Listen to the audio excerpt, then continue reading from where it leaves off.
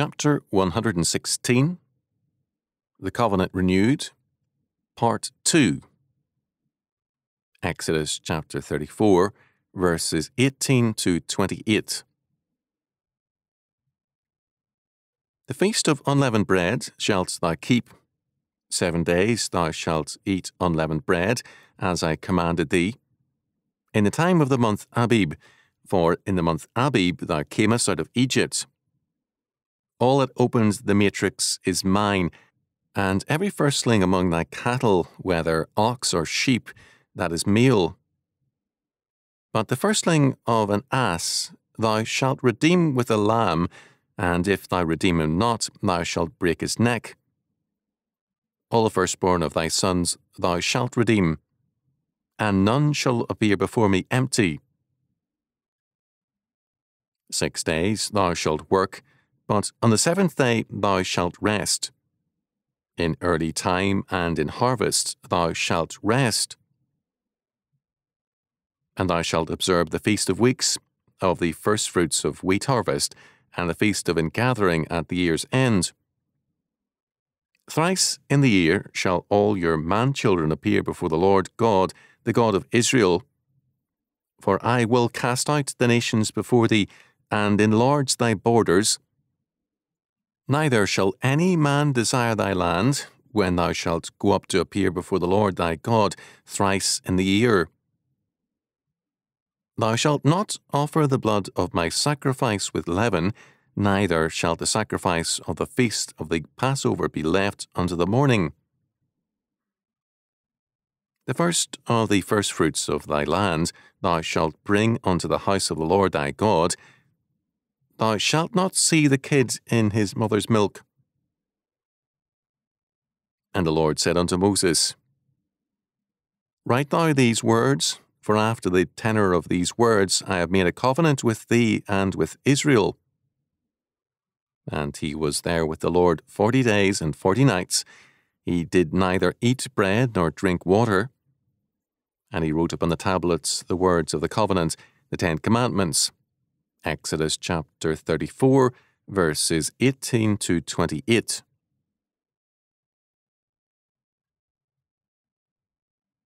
In verse 28, we are told that again Moses was on Mount Sinai 40 days and nights. The conditions of the first covenant are reproduced. God's supernatural sustenance keeps Moses from both hunger and thirst. In verse 18, the commandment calls for the annual observance of the Feast of Unleavened Bread. The golden calf had been celebrated with a feast. Exodus chapter 32, verse 6.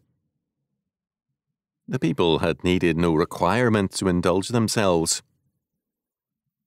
God's feast has to be mandatory because man is determined that his own will must be done, not God's.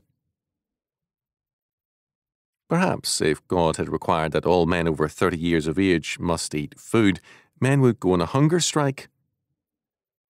The festival is God's commandment. We must rejoice before the Lord. Men, however, prefer to rejoice apart from God and in defiance of Him. The people had given themselves to false worship. Now, as the covenant is renewed, these laws stress true worship. The covenant, in its essence, means obedience to God's laws, and God gives man his law as an act of grace. To obey God is basic to true worship. In verses 19 and 20, God declares that all the firstborn are His property.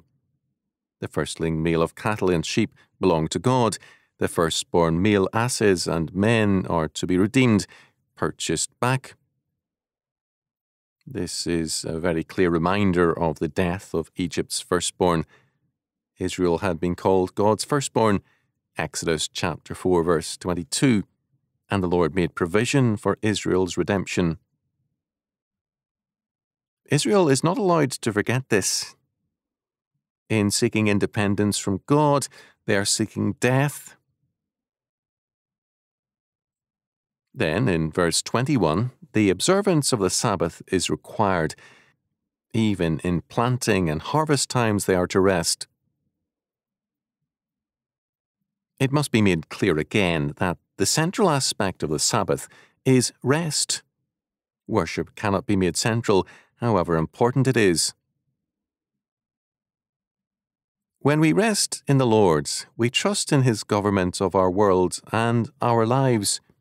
We glorify God in worship and open ourselves to His royal word, but rest precedes worship. In verse 22, we are told that vintage and harvest feasts are to be observed.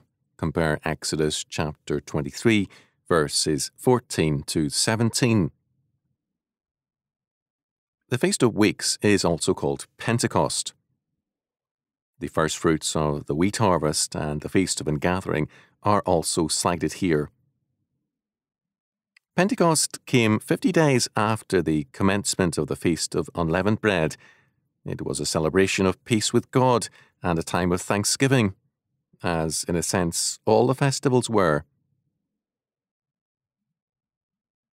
The three festivals, when all males had to appear at the sanctuary, were the Feast of Unleavened Bread, the Feast of Harvest, when first fruits were presented, and the Feast of Ingathering at the end of the year.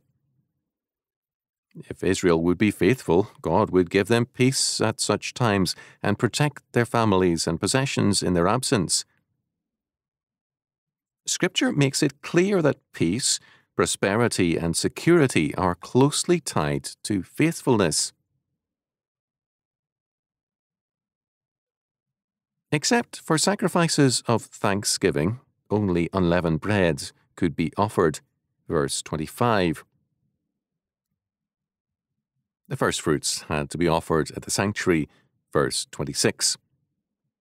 Although these gifts were eventually enjoyed by the priests and Levites, they normally had to go through the sanctuary to stress the centrality of God and His covenant law. Finally, a kid could not be boiled in its mother's milk. There are various implications here, but in this context, the stress is on faithfulness to God's covenant as against the man-centered practices of their time. God's order had to be maintained. Whereas paganism had no compunction about killing a bird and its young, God's law worked against this kind of obliterating insensitivity. In every area of life, God's order must be maintained. The Ten Commandments were again written on the tables of stone, verse 28. The laws that were emphasized in the renewal of the covenants spoke to Israel's recent apostasy. They also made it clear that God's law was proclaimed to the people. In antiquity, as now, all non-biblical laws are arbitrary and man-made. They represent the will of a ruler, an oligarchy, a majority or a minority imposed upon all. Because they have no roots in man's being and in the nature of God's order, they are easily disobeyed. God's law is basic to all of creation because all things were made by Him, and without Him was not anything made that was made. John chapter 1 verse 3. It is the inescapable law of man's being. Fallen man seeking to be his own God, Genesis chapter 3 verse 5, is in total revolt against God's law. His revolt, however, is a futile one, because it places him at war with God and himself, having been created by God. Every atom of his being witnesses against man in his revolt. Men may suppress this knowledge in their evil and injustice, as Paul says in Romans chapter 1 verse 18, but this knowledge is inescapable and cannot be hidden. For the invisible things of Him from the creation of the world are clearly seen, being understood by the things that are made, even His eternal power and Godhead, so they are without excuse. Romans chapter 1, verse 20. Harold J. Brock observed, "We cannot understand salvation without understanding the law of God. Because men have the obligation to be righteous or just, they are never released from the obligation to obey God's law. Of necessity, where there is government, there is law. The question is, whose government and whose law? God's or man's? In the law, God has revealed his will. Man must decide who shall be God.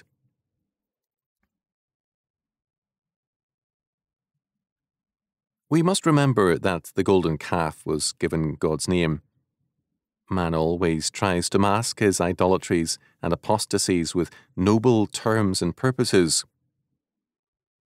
We see the absurdity of this in the golden calf episode, but less readily in our time and our lives. This is a central reason for the unpopularity of the Bible with many. Most religions and philosophies present us with seemingly noble sentiments and premises, all of which are often pretentious. The Bible is very personal and direct, and this men do not like.